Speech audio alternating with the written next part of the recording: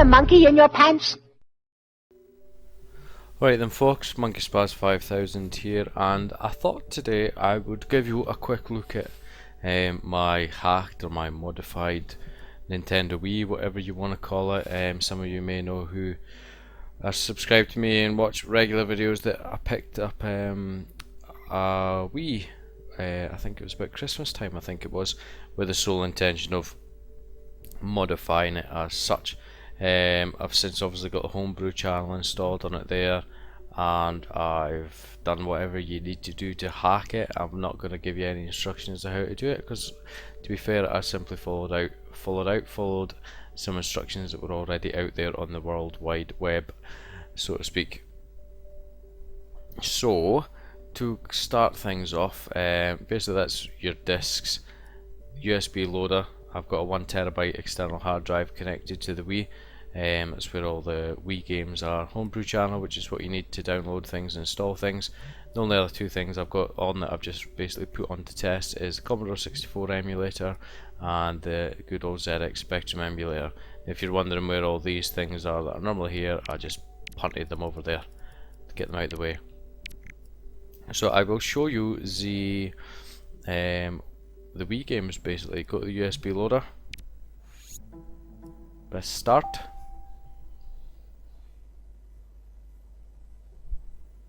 and in a second it will all load up magically. There you go. Now obviously you can change how this looks, like so, different styles of things, etc, etc. I basically prefer this one here. These are all the Wii games that I've got on the external hard drive so far. There's piles that I still need to actually acquire, so to speak, and put on it. A Wii is something that I did own when it first came out, but I got caught up in the whole fad of it and since got rid of it very, very quickly after it was first released. So there's a lot of Wii games that I haven't even got a clue what are good and what aren't, basically. Obviously, for example, where are we? There's Metroid games there, Metal Slug.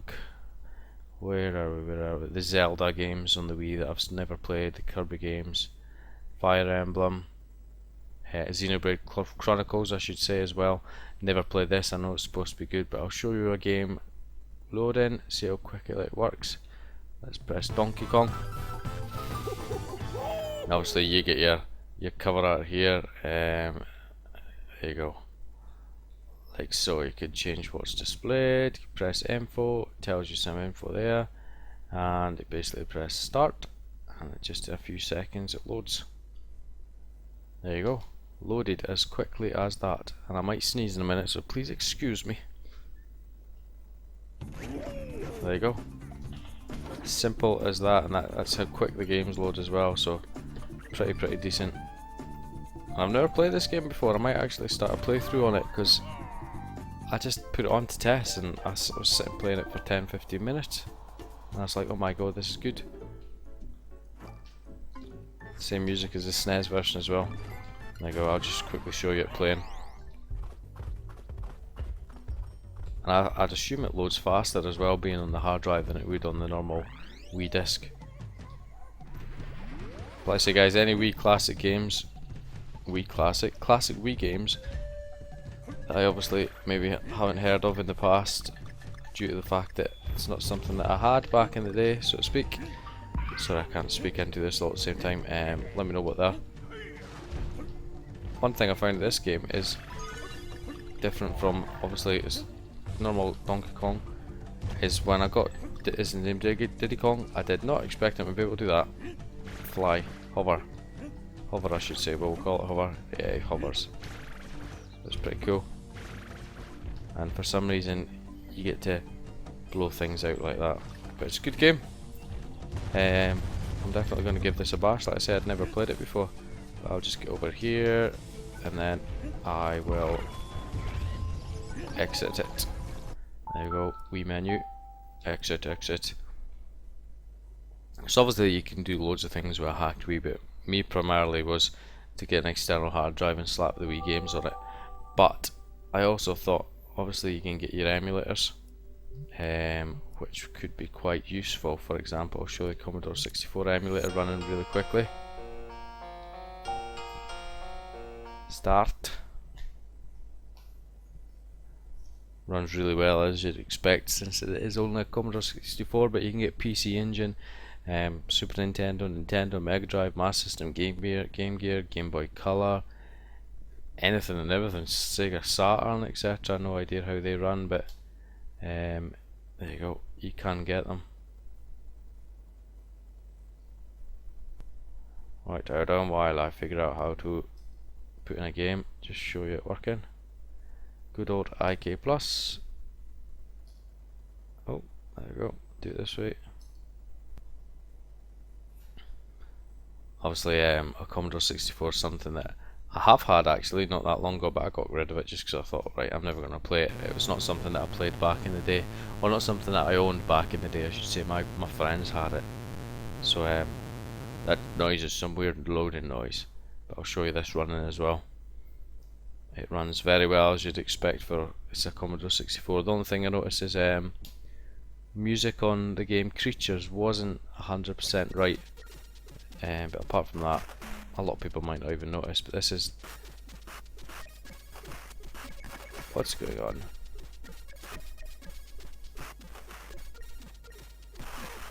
Am I even playing this?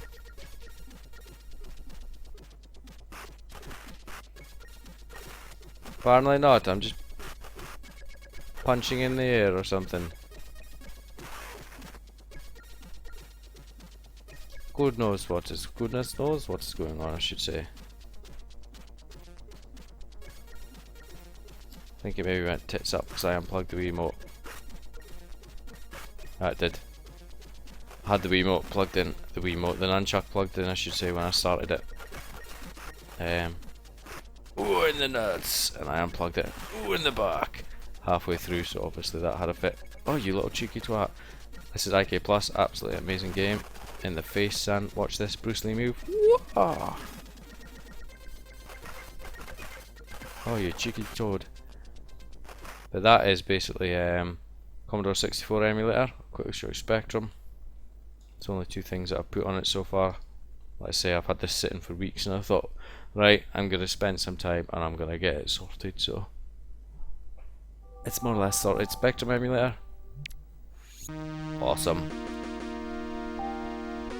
The only thing with me is this leaves me open to the fact that I'll potentially just ignore my Spectrum, which is not what I want to do because of the amount of games I've got, but if you know what I mean. Change the emulation to +2. Look at that beautiful Spectrum screen. And then I've only got one game on this, so insert a game, and it's the awesome Renegade. Load. There you go. Depending on the file type, I should say, for the Spectrum, it'll either appear instantly or load like this. Now this is obviously loading a hell of a lot quicker than an original Spectrum, but it just depends what file type of the ROM is, if that makes sense. So we'll come back once it's loaded and show you this. So you go, guys, that's Renegade loaded on the Spectrum. Now let me figure out how to do this. Was it? And I just need to change. Oops, I'm holding the remote all the way wrong way around. Hold on. There you go. Just had to change the joysticks options, considering the Spectrum has got so many different joystick options.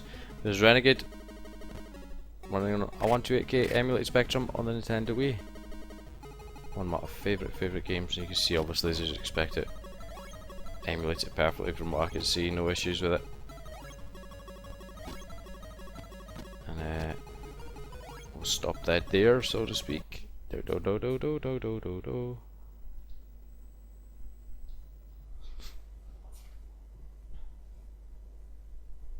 Just going back to the main menus. That basically gives you an idea of what possibly you can do with a Hacked Wii.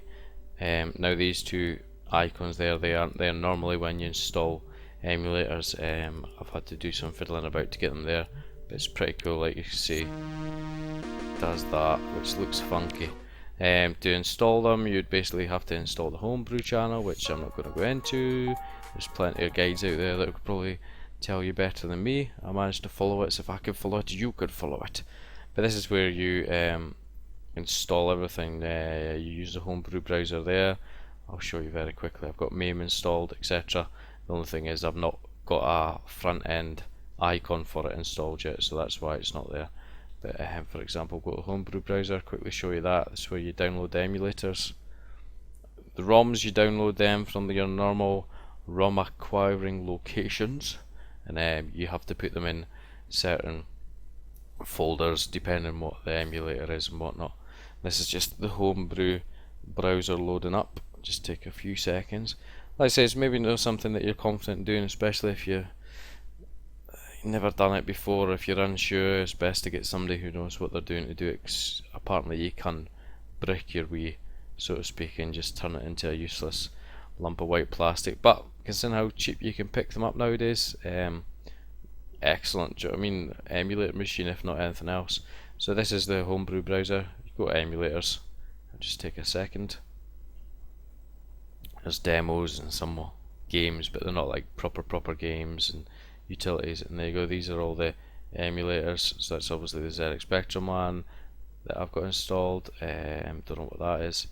You've got Amiga emulator, Commodore 64 that I've installed, Nintendo emulator, Genesis, Scum VM, that's point and click sort of games for the PC, SNES emulator, Visual Boy, Game Boy Color emulator, Sega Saturn, MAME, Neo CD, Vectrex Virtual Boy, Atari Lynx, let me see, ColecoVision, what else, anything interesting, MSX, which I might try because it's a machine that I'm interested in, but I've never ever owned one. Let me see what else. PlayStation emulator. Like I said, I don't know how well these higher or up end machines run compared to Spectrum and whatnot. I know the N64 one's probably has got some issues, I think, frame rate issues and whatnot, but there you go, an N64 emulator, Amstrad CPC. That might be something actually that I do, because I've probably got zero intention of owning one of the machines. See what it's like compared to the good old Spectrum.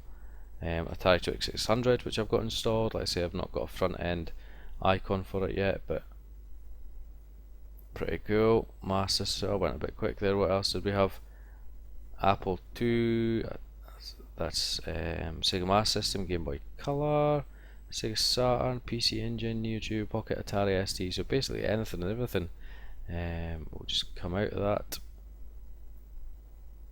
Just take a wee second. I don't know what that wee funny blue man is.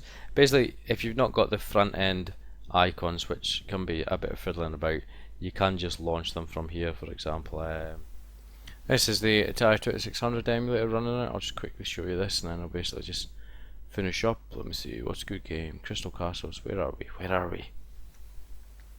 There you go. Classic Crystal Castles. This is better than still an awkward fucking game control, in my opinion.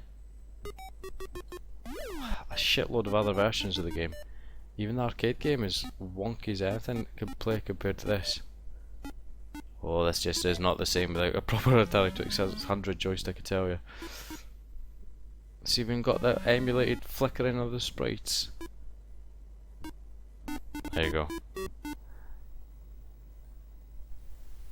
So that's it, guys. That's a very quick sort of look at my hacked Wii, modified Wii, whatever you want to call it. I plan on getting some more of these installed for the Atari 2600, MAME and whatnot. But like I say, the main reason I wanted to use it was for playing Wii games off the external hard drive. Once this loads up, there you go. Look at all of them. I need to get more. But that's it, guys. Like I say, let me just fire something else up quickly. Why all these games I've never even played before. Super Mario. There you go. Super Mario Galaxy.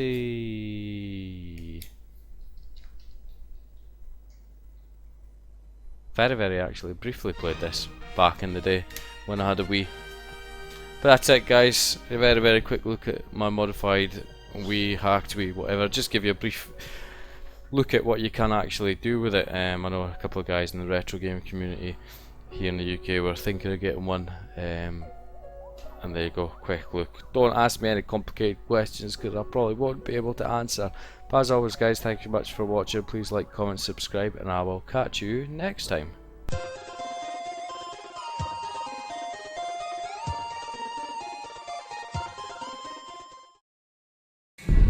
Do you have a monkey in your pants?